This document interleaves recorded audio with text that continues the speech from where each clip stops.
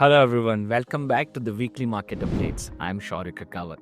So this week, Indian markets largely remain subdued as 4 out of 5 trading sessions markets remain in a very tight and narrow range. But today, the Friday the 13th, definitely lived up with spooky reputation for the traders. On the weaker clues from the global markets, market opened with a gap down and then the selling intensified.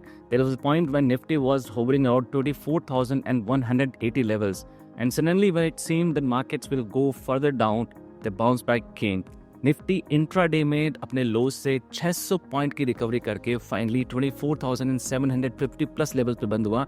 Nonetheless, the week has remained very eventful, and the most important one was when MFI has come up with the mutual fund data for the month of November.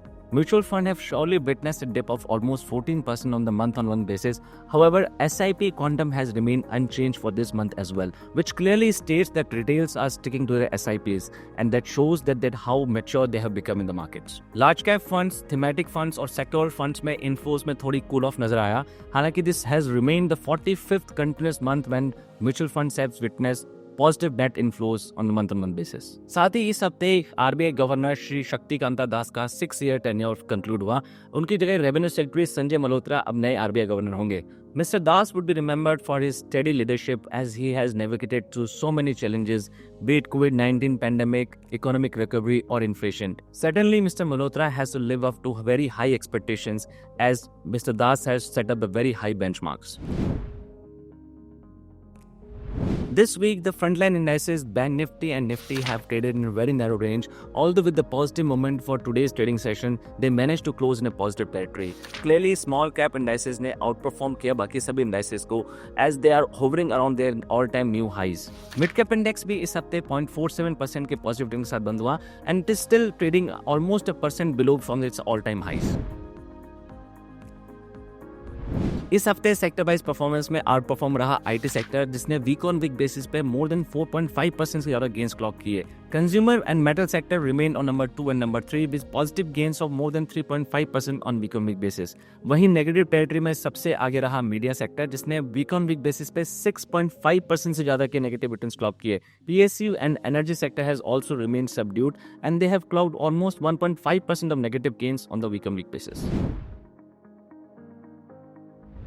This week in US indices, Nasdaq has clearly outperformed Dow Jones and S&P 500, where Nasdaq, after reaching to the all-time new high levels of 21,000, remained flat for the week, whereas Dow Jones has clearly underperformed and remained subdued for the week, with continuous falling for straight 5 trading sessions and clocked 1.35% of negative returns for the week-on-week basis. वहीं DAX Germany week-on-week basis पे 0.5% के positive return के साथ बंद होने में कामयाब रहा. After remaining positive for the first week of December, this week again FI has come up with the selling numbers of more than 4,000 crores on the week-on-week basis. वहीं DIs ने इस हफ्ते 5,000 करोड़ से ज़्यादा की बाइंग स्टॉक मार्केट में की, but on the other side, FIs have been seen again making short positions on the derivative category. This week, Brent crude oil has come out of its underperformance and clocked 4.25% of gains on the week-on-week basis, which is a little bit of concern for the Indian side as we are the net importer of crude oil and it has a direct impact on our economy. वहीं precious metal में gold एक बार फिर से investors की पहली पसंद रहा. वीक ऑन वीक बेसिस में गोल्ड ने 1.5% के गेन्स क्लॉक किए. On the other side, silver remained subdued for this week and clocked negative returns of 1% on week on week basis.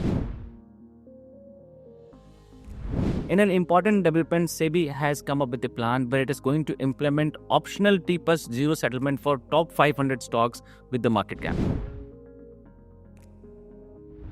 In an important economic data point this week, the Indian inflation number has come to the 5.4% as compared to the 6.21% in the previous month. That definitely have eases down and raises the hopes of a possible rate cut in the upcoming MPC meeting. In IPO segment, among all the 3 IPOs that have launched this week, Mobivic IPO has garnered the maximum interest from the investor side as it has got subscribed for 7.3 times overall, and retail subscription has seen 26 times subscription, and today was the last day for the application. In another news, Coca-Cola company has sold its 40% stake in its Indian bottle company Hindustan Coca-Cola Beverages to Jubilant Bhartiya Group for 10,000 crore rupees. On positive consumption side, Indian auto sales number have rose to 11.21% on annual basis.